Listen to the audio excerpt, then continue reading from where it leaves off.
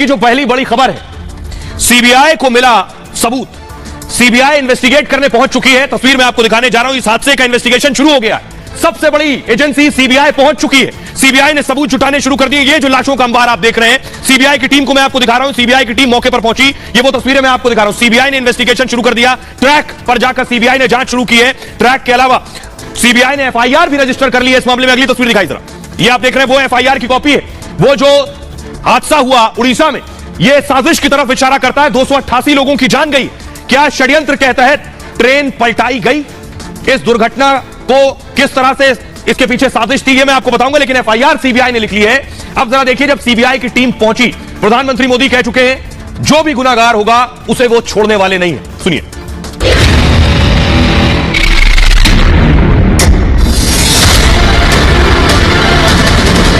जो भी दोषी पाया जाएगा उसे बख्शा नहीं जाएगा।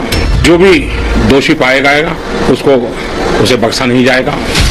प्रधानमंत्री मोदी ने पहले दिन ही यह सौगंध ले ली थी। 288 मौतों के गुनाहगार बख्शे नहीं जाएंगे। सरकार के ग्रीन सिग्नल के बाद सीबीआई की टीम बालासोर पहुंच गई है। सीबीआई ने जांच शुरू कर दी है और साजिश करने वालों के नजदीक पहुंच चुकी है। घटना के बाद ही रेल मंत्री ने बड़ी साजिश की बात कही थी। इलेक्ट्रॉनिक इंटरलॉकिंग में जो चेंज किया जिसके कारण ये दुर्घटना हुई, जिसने भी किया, जो भी इसके कारण है, वो इन्वेस्टिगेशन से निकलेगा।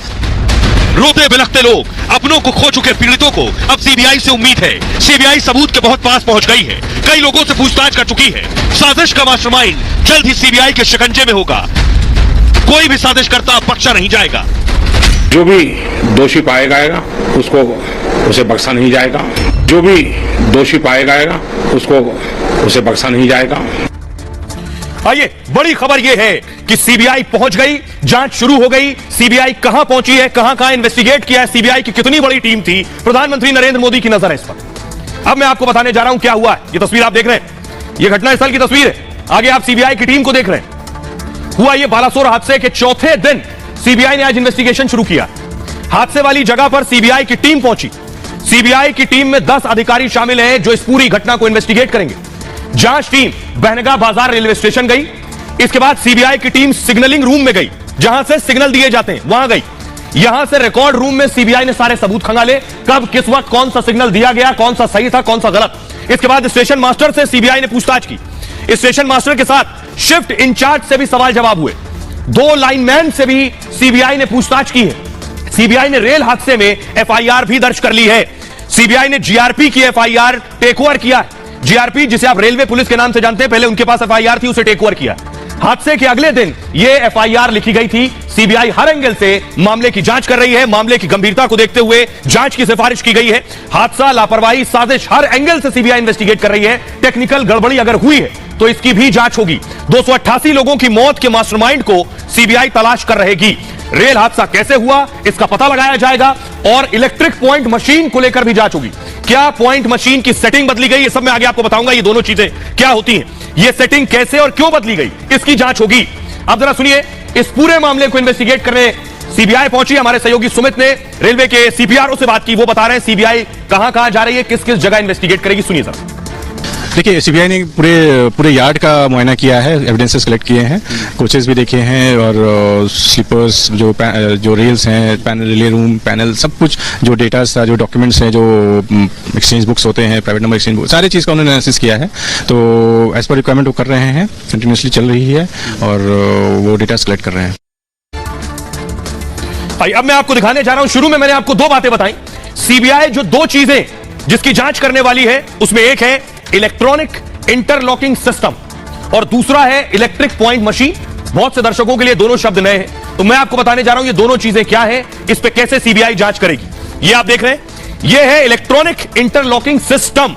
ये पूरा सिस्टम है, इसे कहते हैं इलेक्ट्रॉनिक, क्योंकि बेशक इलेक्ट्रॉनिक है ये, इसलिए इसे इलेक्ट्रॉनिक कहते हैं। इंटरलॉकिंग यानी जितनी भी इंटरलॉकिंग हुई है इस सब पर इसकी नजर रहती है इस सिस्टम के जरिए।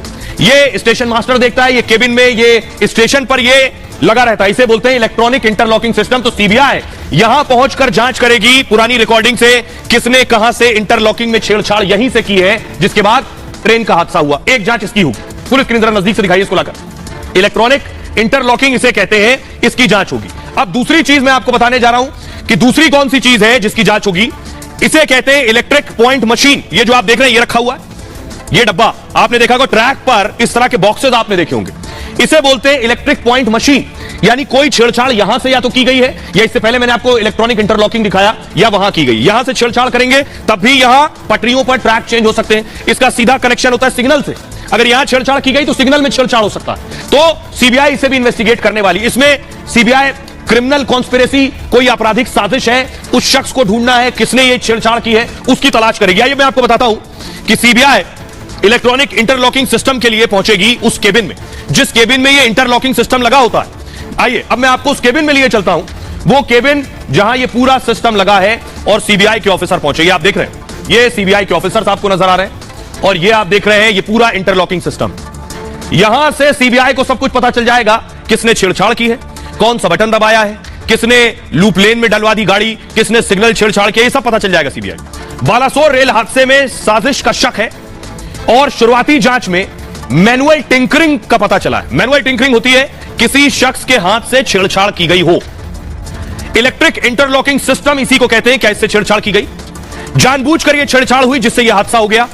सीबीआई अब इसका पता लगाएगी कि यह साजिश की किसने। कोरोमंडल एक्सप्रेस को मेन लाइन से जाना था, सीधे ग्रीन सिग्नल मिल चुका था, सीधे निकल जाती। इसको लेकर ग्रीन सिग्नल मिला कोरोमंडल को, मेन लाइन पर जाना था। अचानक ग्रीन सिग्नल रेड कैसे बदल गया? वो इस इंटरलॉकिंग सिस्टम के जरिए होता है। मेन लाइन की जगह वो लूप लाइन में जाने का सिग्नल कैसे मिला? बहनगा स्टेशन के केबिन से इंटरलॉकिंग सिस्टम में छेड़छाड़ हुई। यहीं से सिग्नलिंग की मॉनिटरिंग होती है। यहां सामने एक आदमी बैठता है जो इसकी हर पल मॉनिटरिंग करता है। रेलवे की शुरुआती जांच में इसमें छेड़छाड़ के सबूत मिले। सोर्सेज ये कह रहे हैं इंटरलॉकिंग सिस्टम एक बहुत सुरक्षित प्रणाली मानी जाती है, इससे ज्यादा सेफ कुछ नहीं माना जाता। इसे इतना सेफ माना जाता है, आपको बताऊं कि इसे फेल सेफ कहते हैं। यानी अगर यह सिस्टम फेल भी हो जाए तो भी सिग्नल रेड हो जाएंगे सारे, और सारी ट्रेनें रुक जाएंगी। ये इतना सुरक्षित सिस्टम है, 100% प्रमाणिकता हासिल है इसे। उसके बाद भी अगर यह खेल हुआ तो किसी ने किया।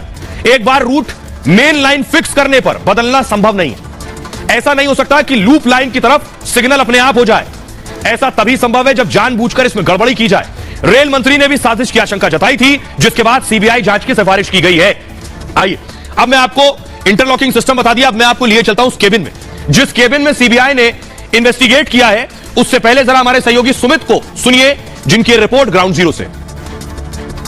जो जांच है वो इस वक्त शुरू यहां पर कर दी गई है। इस पूरे मामले के जो अहम सबूत हैं वो इस वक्त टीम जुटाने के लिए यहां पर पहुंची हुई है। आपको जिस तरीके से जानकारी है, खुद रेल मंत्री अश्विनी वैष्णव ने इस बात की जानकारी दी थी कि रेलवे बोर्ड की तरफ से इसकी सिफारिश यहां पर की गई है, जिसमें बताया गया है कि क्या इसके पीछे कोई साजिश यहां पर हो सकती है, क्या इसकी कोई वजह एक साजिश भी हो सकती है। जिस तरीके से दो चीजों का यहां पर जिक्र किया गया, सिग्नल खराब था और उसके बाद जो कोरोमंडल एक्सप्रेस ट्रेन है वो गलत ट्रैक पर यहां पर आ जाती है, और उसके बाद तीसरी ट्रेन आकर कोरोमंडल एक्सप्रेस के डब्बे उस वक्त रेलवे लाइन पर गिरे हुए थे उनसे टकरा जाती है, और इसे लेकर साजिश से इनकार नहीं किया जा सकता। और इसीलिए एक साजिश के एंगल से भी इस पूरे मामले की जो जांच है वो फिलहाल यहां पर शुरू कर दी गई है। और यहां पर जो रेलवे के अधिकारी हैं उनकी तरफ से भी खासतौर पर जानकारी इस वक्त ये दी गई है कि जो टीम है वो तमाम अहम सबूत इस वक्त जुटाने यहां पर शुरू कर चुकी है। तमाम चीजों को इस वक्त यहां पर तलाशा जा रहा है और उन्हें इकट्ठा यहां पर किया जा रहा है।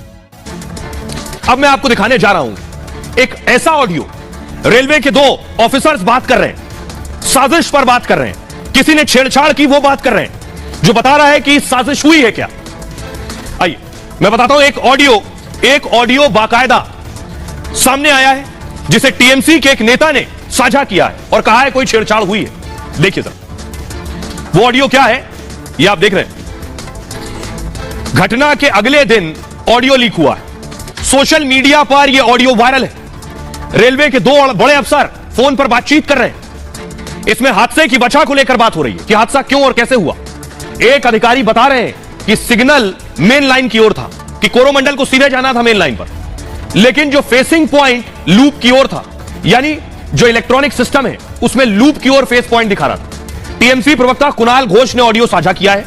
1 मिनट 48 सेकंड का ऑडियो है जिसमें हादसे पर बातचीत हो रही है और दो रेल अधिकारियों की बातचीत का दावा किया जा रहा है। इसमें एक साथ वेस्ट रेलवे के प्रिंसिपल चीफ सेफ्टी ऑफिसर हैं, ऐसा बताया जा रहा है। दूसरी ओर साउथ ईस्टर्न रेलवे के डिप्टी चीफ सेफ्टी ऑफिसर हैं, यह दावा किया जा रहा है। डिप्टी चीफ सेफ्टी ऑफिसर का नाम अशोक अग्रवाल है। और हालांकि ऑडियो की पुष्टि अभी नहीं हो पाई है, लेकिन मैं आपको सुनवाने जा रहा हूं वो एक्सक्लूसिव ऑडियो। दोनों ऑफिसर्स को सुनिए, जो दावा किया जा रहा है, दोनों बात कर रहे हैं और बता रहे हैं कि साजिश है, छेड़छाड़ हुई है। सुनिए जरा। तो अभी फाइनली क्या मैंने क्या निकल के आ रहा है? Point was wrongly set, sir. Point was Point was set towards loop line, but the signal was through for main line. ऐसे कैसे हो सकता है? एसएनटी वाला अगर कुछ मैनिपुलेट करेंगे तो हो सकता है सर। नहीं, but did they were they doing any job at that time? कुछ काम हुआ था, कुछ काम हुआ था वहाँ पे, तो मैं भी कुछ न कुछ गड़बड़ किया हूँ, but decision found. They set the point for main line, but it was set for loop line. Yes sir, signal was through for main line, but the facing point was set towards loop. That's why that Coromandel Express collided with the goods train. Yes sir, it collided with goods train, and then all coaches and locos all scattered, and some person side collided with this 2864, and the rearmost two coaches of 2864 were capsized. आपने सुना, अधिकारी कह रहा है कुछ manipulate किया गया, यानी कुछ छेड़छाड़ की गई है। अधिकारी खुद अपने शब्दों में कह रहा है। अब मैं आपको बताता हूं कि आखिर क्यों माना जा रहा है साजिश हुई है। दो तस्वीरें दिखाता हूं। यह तस्वीर आप देख रहे हैं, यह तस्वीर जरा फुल स्क्रीन लीजिए तो आपको समझ में आएगा हादसा हुआ कैसे। फुल स्क्रीन लीजिए, यह आप देख रहे हैं। अब मैं इस पिक्चर को जरा छोटी कीजिए। अब आप देखिए, इसमें आपको 4 रेलवे ट्रैक नजर आ रहे हैं, 1, 2, 3 और 4। दो जो सबसे कॉर्नर में, सबसे किनारे पर जो 2 रेलवे ट्रैक है, यह है लूप लाइन, इसे कहते हैं लूप लाइन। एक पर एक मालगाड़ी खड़ी थी, दूसरी पर दूसरी मालगाड़ी खड़ी हुई थी। अब दो बीच की जो लाइन आपको नजर आ रही है, इसे कहते हैं मेन लाइन। इसी मेन लाइन से ट्रेनें आती जाती हैं।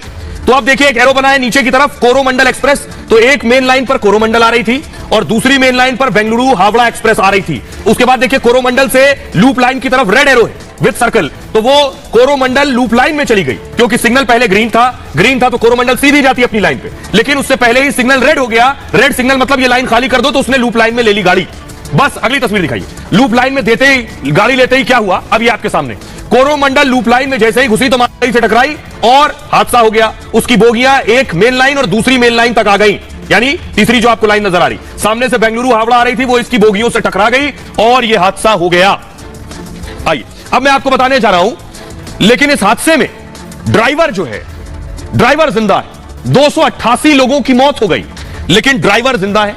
तीनों गाड़ियों के ड्राइवर जिंदा है, अभी अस्पताल में इलाज चल रहा है। ये कोरोमंडल के ड्राइवर हैं, जिनके देखिए आप सर में चोट लगी है, अस्पताल में भर्ती है और इनका इलाज चल रहा है। अब बहुत से लोग सवाल कर रहे हैं कि क्या ड्राइवर की गलती थी, ड्राइवर ने ऐसा क्या किया कि ड्राइवर बच गए और 288 लोगों की मौत हो गई। सीबीआई से भी इन्वेस्टिगेट कर रही है। खबर यह है कि ड्राइवर निर्दोष है, ड्राइवर्स की कोई गलती नहीं है, सारा काम इलेक्ट्रॉनिक सिस्टम से होता है, ड्राइवर केवल उन सिस्टम्स को फॉलो करते हैं।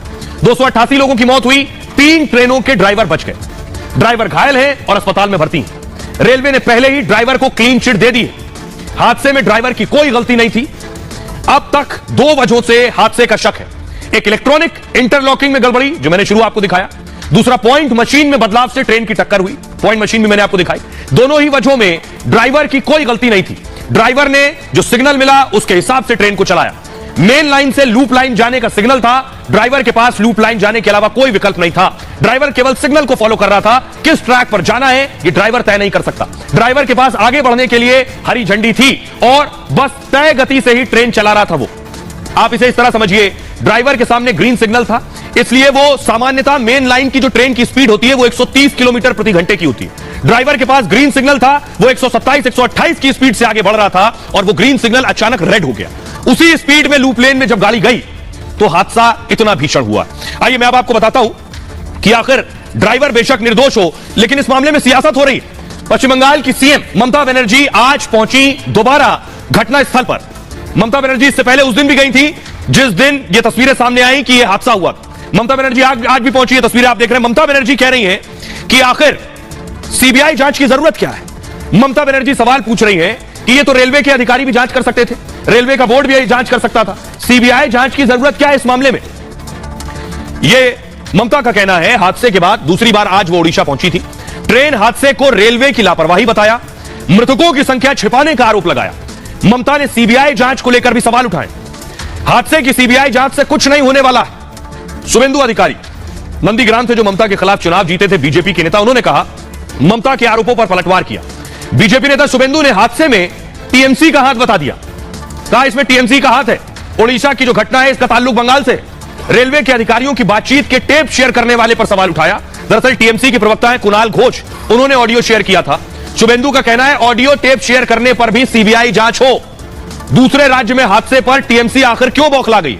बालासोर में पीड़ित परिवार को कोलकाता बुलाने पर शुभेंदु ने सवाल उठाए।